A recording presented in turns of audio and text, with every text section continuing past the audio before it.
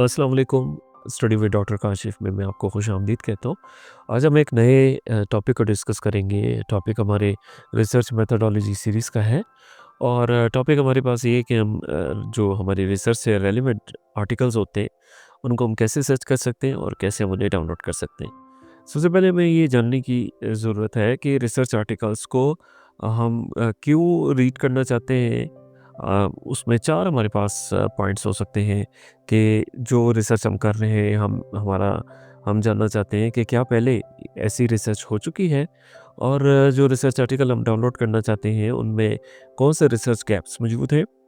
कौन से ऐसे क्वेश्चंस हैं जिनका आंसर हमें रिसर्च आर्टिकल्स में नहीं मिल रहा, जिन्हें हम अपनी रिसर्च में फाइंड आउट कर सकते हैं और रिसर्च आर्टिकल्स में जो फाइंडिंग्स दी गई हैं उनको हम अपने रिसर्च के साथ कैसे कंपेयर कर सकते हैं। रिसर्च आर्टिकल्स को डाउनलोड करने के लिए हमें कौन सी वेबसाइट्स की ज़रूरत हो सकती है और कौन से डिफरेंट ईजी मेथड हो सकते हैं जिनके ज़रिए हम रिसर्च आर्टिकल्स को डाउनलोड कर सकते हैं।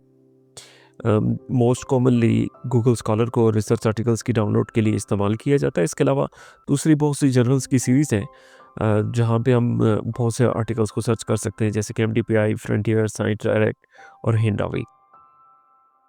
रिसर्च आर्टिकल्स में इम्पोर्टेंट चीज़ हमारे पास रिसर्च का टाइटल होता है और इसके अलावा जो सेकंड चीज़ है हमारे पास, वो है कि जो रिसर्च ऑथर्स होते हैं, उन ऑथर्स के ईमेल एड्रेस हैं। हम अगर कोई रिसर्च आर्टिकल डाउनलोड करना चाह रहे हैं और वो डाउनलोड नहीं हो रहा, तो हम ये कर सकते हैं कि जो ईमेल एड्रेस है रिसर्च आर्टिकल के अंदर, उनको ऑथर्स को हम ईमेल कर सकते हैं और उनसे रिक्वेस्ट कर सकते हैं कि आप अपने रिसर्च आर्टिकल को हमें सेंड कर दें।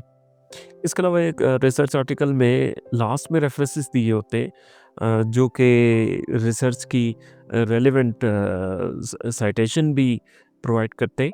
इन रेफरेंसेस को हम one by one Google scholar के अंदर सर्च भी कर सकते हैं।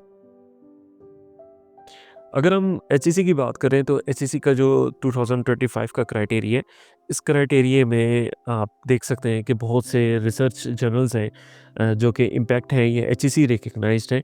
इसके लिए आपको एचईसी की वेबसाइट को विज़िट करना होगा। एचईसी का जो पुराना क्राइटेरिया था एजेआर सिस्टम का, उस सिस्टम के अंदर इम्पैक्ट फैक्टर को ज़्यादा एम्फसाइज़ किया जा रहा था। लेकिन अब जो हम आहिस्ता आहिस्ता इंटरनेशनल स्टैंडर्ड को मीट कर रहे हैं रिसर्च आर्टिकल्स के लिए, वो हमारे पास Q1, Q2, Q3 और Q4 का तरीक़ाकार है। रिसर्च आर्टिकल्स में जो सबसे बेहतरीन कैटेगरी में आते हैं वो Q1 में होते हैं और इस ये बलतरतीब Q2, Q3 और Q4 का मतलब ये है कि इसका रैंक निस्बतन लोअर है। तो हमें हमेशा उन आर्टिकल्स को सर्च करना चाहिए जिनकी रैंकिंग Q1 या Q2 में हो। ऑल्दो ये पॉसिबिलिटी होती है कि ये तमाम रैंकिंग्स के आर्टिकल्स Q1 से लेकर Q4 तक इम्पैक्ट फैक्टर में हो सकते हैं। हम अभी एक प्रैक्टिस करेंगे कि रिसर्च आर्टिकल्स को हम इंटरनेट पे कैसे सर्च कर सकते हैं और हम कैसे डाउन अब हम सीखेंगे कि गूगल स्कॉलर में हम किसी भी रिसर्च आर्टिकल को कैसे सर्च करते हैं या अगर कोई भी रिसर्च से रिलेटेड जो टॉपिक है उसको सर्च कैसे किया जा सकता है। सबसे पहले हम गूगल में गए, गूगल में जाकर हम लिखेंगे गूगल स्कॉलर, जो सबसे पहली वेबसाइट आएगी हम उस वेबसाइट को ओपन करेंगे। वेबसाइट को ओपन करने के बाद आप देख सकते हैं कि यहाँ पे एक सर्च बार है। इस सर्च बार में आप कोई भी टॉपिक लिख सकते हैं जो आपके रिसर्च से रिलेटेड हो। फॉर एग्ज़ाम्पल हम यहाँ पे लिखते हैं एक सिंपल सा टॉपिक, टेक्स। तो जैसे ही हमने टेक्स्ट लिखा तो उसके बाद आप देखें कि बहुत से रिसर्च आर्टिकल आपके सामने आ चुके हैं। लेकिन अगर हम ये चाहते हैं कि हम जो लेटेस्ट रिसर्च आर्टिकल्स हैं सिर्फ उनको स्टडी करें, तो उसके लिए हमें लेफ़्ट साइड पे देखें एक बटन है कस्टमाइज़, हम यहाँ पे जाएँगे। यहाँ पे हम लिखते हैं फॉर एग्ज़ाम्पल 2020 और यहाँ से 2025। तो हम ये चाह रहे हैं कि पिछले 5 साल के जो पेपर्स हैं सिर्फ उनको सर्च किया जाए। तो आप ये देख सकते हैं कि तमाम जो लेटेस्ट पब्लिकेशंस हैं वो यहाँ पे डिस्प्ले हो चुकी हैं और यहाँ पर आप देख सकते हैं Q1, Q2 ये भी लिखा हुआ है जिससे आपको जो क्रेडिबिलिटी है रिसर्च आर्टिकल की कि वो हाई इम्पैक्ट पब्लिकेशंस हैं और जिनका डेटा मोस्टली ऑथेंटिक होता है, तो वो यहाँ पे आ चुकी हैं। फर्दर अगर आप देखें यहाँ पे ये 3 बार का आपको एक बटन नज़र आ रहा होगा। यहाँ पे देखिए तो और भी बहुत से ऑप्शंस हैं। फॉर एग्ज़ाम्पल अगर मैट्रिक्स में जाते हैं तो यहाँ से आपको इन्फॉर्मेशन मिलेगी कि जो टॉपिक आपने यहाँ पे प्लेस किया है उससे रिलेटेड कितने आर्टिकल्स यहाँ पर मौजूद हैं। फर्दर अगर आप देखें तो एडवांस सर्च में भी जा सकते हैं। यहाँ पे आप फर्दर अपनी रिसर्च को और बेहतर बना सकते हैं, जहाँ पे आप ऑथर के नाम देकर भी रिसर्च कर सकते हैं। इसके अलावा अगर हम फर्दर देखें तो अगर हम एक रिसर्च आर्टिकल को ओपन करते हैं, जैसे अगर आप देखें ये एक रिसर्च आर्टिकल हमने ओपन की है, लेकिन जर्नल ने सिर्फ़ इस रिसर्च आर्टिकल के एब्स्ट्रैक्ट को दिया है, बाकी आप ये देख सकते हैं कि आर्टिकल ओपन नहीं हो रहा। तो हम इसका एक तरीका जो आसान अडॉप्ट कर सकते हैं कि हम यहाँ से जो इसका यूआरएल है, इसे हम कॉपी करेंगे। कॉपी करने के बाद हम गूगल में जाएँगे, गूगल में जाके हम लिखेंगे SciHub।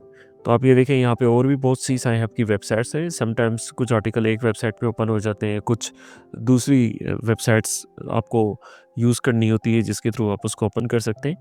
हम इस फर्स्ट वेबसाइट को ओपन करेंगे। ओपन करने के बाद यहाँ पे हम उस यूआरएल को पेस्ट करेंगे और आप देखें जैसे ही हम क्लिक करेंगे तो क्लिक करने के बाद ये जो आर्टिकल है हमारे सामने ये ओपन हो चुका है। अब ये सबसे बेहतरीन आसान तरीका है कि आप इस तरीके से सर्चिंग कर सकते हैं। इसके अलावा अगर हम चाहें तो हम एक और तरीका भी है, वो है साइंस डायरेक्ट, कि अगर आप साइंस डायरेक्ट में जा रहे हैं तो इस वेबसाइट के थ्रू भी हम जो मुख्तलिफ रिसर्च आर्टिकल्स हैं उनको सर्च कर सकते हैं। अगर फॉर एग्ज़ाम्पल यहाँ पे हम लिख देते हैं सीरो सर्विलेंस और जस्ट हम सर्च करेंगे तो सर्च करने के बाद यहाँ पे बहुत से आर्टिकल्स की डिटेल आ जाएगी।